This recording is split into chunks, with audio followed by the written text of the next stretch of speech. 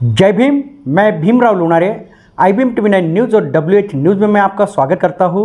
इस वक्त मैं नागपुर विद्यापीठ के पाली प्राकृतिक विभाग और बुद्धिस्ट स्टडी विभाग में हूँ, जहाँ पे इस विभाग के HOD नीरज बोधी सर मेरे साथ में हैं। सर, आपका IBM TV9 न्यूज़ और WH न्यूज़ में बहुत बहुत स्वागत है। अभी धम्म चक्र प्रवर्तन दिवस है। क्या कहोगे कि 2 साल कोरोना कार्यकाल में गए, उसके बाद अभी बड़े हर्षोल्लास के साथ में धम्म चक्र प्रवर्तन दिन मनाया जा रहा है पवित्र दीक्षा भूमि में, क्या बताओगे? नमोदय, जय भीम। मैं सर्वप्रथम आपके इस चैनल के माध्यम से सभी मान्यवरों को मैं धम्म दीक्षा दिन के उपलक्ष्य में अपनी हार्दिक मंगल कामनाएं व्यक्त करता हूं। आपने धम्म चक्र प्रवर्तन दिन कहा था, लेकिन मैंने धम्म दीक्षा दिन की आपको मंगल कामनाएं दी है। तो इसके पीछे मेरा एक अपना एक वजह है या एक सोच है, जिसको हम सभी ने समझना है।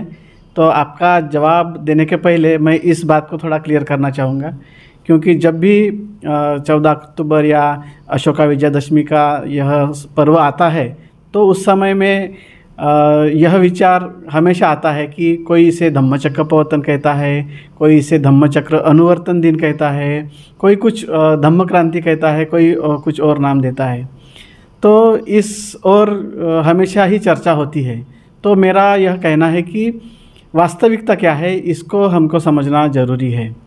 जैसे कि प्राचीन समय में जब भगवान बुद्ध ने आषाढ़ी पूर्णिमा को अपना पहला धम्मचक्र प्रवर्तन किया था, या पहला उपदेश लोगों को दिया था, पंचवर्गीय भिक्षुओं को दिया था, तो पंचवर्गीय परिव्राजकों को जब उन्होंने धम्म सिखाया, तो उन्होंने कहा कि यह धम्म का चक्र मैंने प्रवर्तित किया है, धम्म का चक्र अभी प्रवर्तित हुआ है और वह सारे विश्व में फैलेगा। तो इसका तात्पर्य यह है कि जिस घटना को हम क्या संबोधित करना चाहिए, इसके बारे में तथागत बुद्ध ने स्वयं ही कहा है कि यह धम्मचक्र प्रवर्तन है। तो मूलतः यह आषाढ़ी पूर्णिमा का दिन है और इसीलिए धम्मचक्र प्रवर्तन उसी दिन यह मनाना चाहिए हम सभी ने। और रही दूसरी बात, जब आधुनिक समय में डॉक्टर बोधिसत्व डॉक्टर बाबा साहब आम्बेडकर इन्होंने जो धम्म दीक्षा यहाँ पर ग्रहण की, सर्वप्रथम उन्होंने चंद्रमणि भिक्षु महास्थविर से उन्होंने धम्म दीक्षा ग्रहण की। उसके पश्चात अपने तमाम अनुयायियों को उन्होंने धम्म दीक्षा प्रदान की। तो यह धम्म दीक्षा जो है, इस संपूर्ण आयोजन में कभी भी बाबा साहब ने ऐसा नहीं कहा कि, या दूसरे दिन जो उनका भाषण हुआ उस समय भी उन्होंने नहीं कहा कि यह मैंने धम्म का चक्र प्रवर्तित किया है।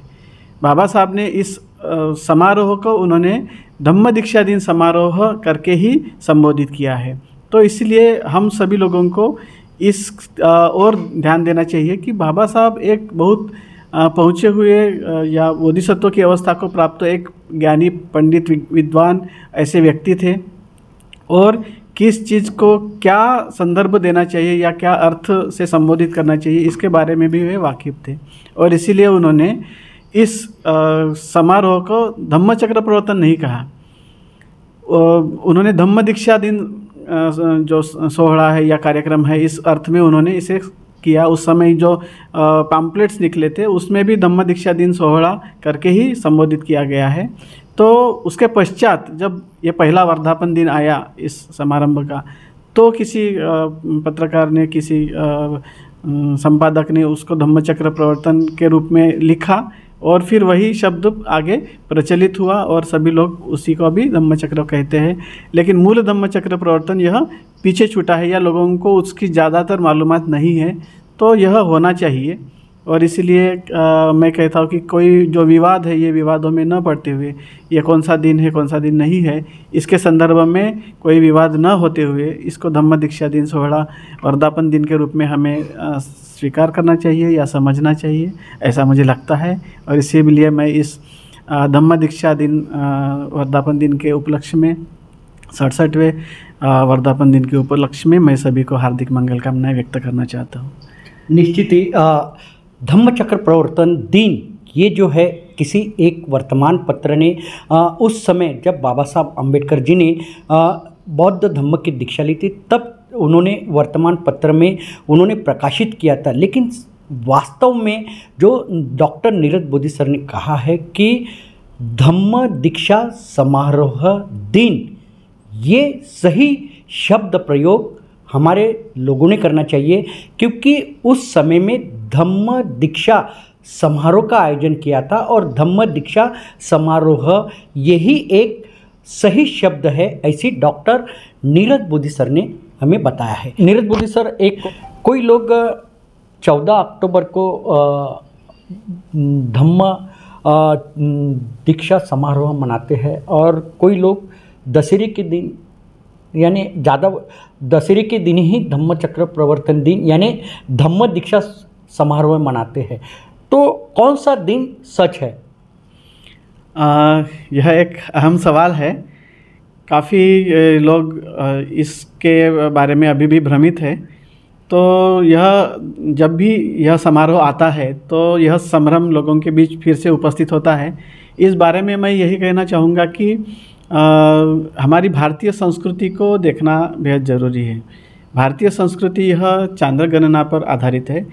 इस कारण जो तिथियां है वह बदलती रहती है। और जो बाबा साहब ने जो धम्म दीक्षा का यह समारोह आयोजित किया था, इस स्थानिक आयोजन समिति ने जो समारोह आयोजित किया था, उन्होंने जो एक जो हैंडबिल जो निकाला था जिसमें माहिती पत्रक जिसको कहेंगे हम, तो इसमें लिखा था कि अशोका विजयादशमी के दिन। तो यह विजयादशमी का जो दिन है यह हमारा पारंपरिक दिन है, अशोका विजयादशमी का दिन। ऐसा कहा जाता है कि इसी दिन जो है सम्राट अशोक ने अपना जो भेरी घोष मतलब युद्ध कर शांति स्थापित करने का या सारे लोगों को जीतने का जो संकल्प है युद्ध के द्वारा, उस संकल्प को छोड़कर धम्म घोष का निनाद किया था। मतलब धम्म का घोष मतलब कि अभी कोई युद्ध नहीं होगा तो शांति से ही सारे लोगों को जीता जाएगा या सारे विश्व में शांति प्रस्थापित करने के लिए प्रयास किया जाएगा। सारे विश्व के लोगों को युद्ध से नहीं तो शांति से हम जीतेंगे, मैत्री से जीतेंगे। इस प्रकार की जो भावना है या जो संकल्प है वह उन्होंने व्यक्त किया था और इसीलिए यह एक धम्म जिसको कहेंगे धम्म घोष का निनाद के रूप में यह दिन था और इसीलिए तब से यह अशोका विजयादशमी के रूप में हमें दिखाई देता है। भारतीय संस्कृति में यह दिन अशोका विजयादशमी के रूप में मनाने का जो प्रावधान बाद में चला तो वह निरंतर चलते रहा।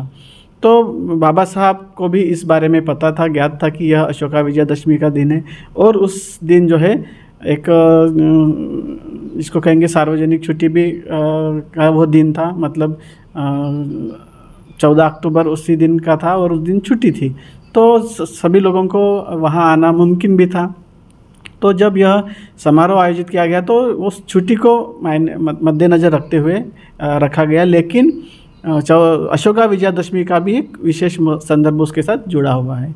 तो इसीलिए क्या हुआ कि जब भी अशोका विजयादशमी आती थी तो वह दशहरे का दिन जिसे हम कहते हैं, तो उसी दिन यह उत्सव मनाना शुरू किया। लेकिन अंग्रेजी काल गणना के अनुसार 14 तारीख की जो तिथि है वह तारीख बदलती नहीं है, वह उसी दिन आती है। लेकिन अशोका विजयादशमी की जो दिन है वह चांद्र गणना के कारण बदलती रहती है। तो हमारे भारतीय संस्कृति में यह बदलने वाला दिन है। तो इसीलिए इस संभ्रम की स्थिति में न रहते हुए बहुत सारे जो लोग हैं वह इसमें से कुछ बीच का रास्ता ढूंढने की कोशिश करते हैं।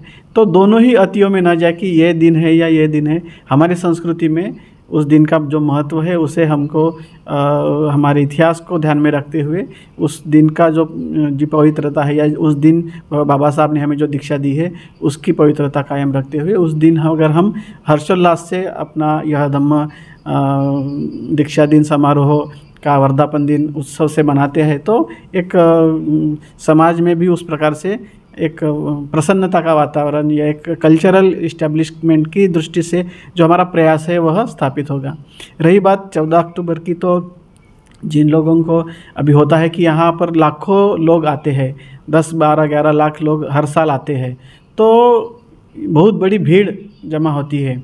तो कुछ लोग जो जिनको लगता है कि अभी हम यहीं के स्थानिक लोग हैं तो हम 14 तारीख को जाकर भी अपने श्रद्धा सुमन अर्पित कर सकते हैं, तो वह 14 तारीख को जाकर भी श्रद्धा सुमन अर्पित कर सकते हैं।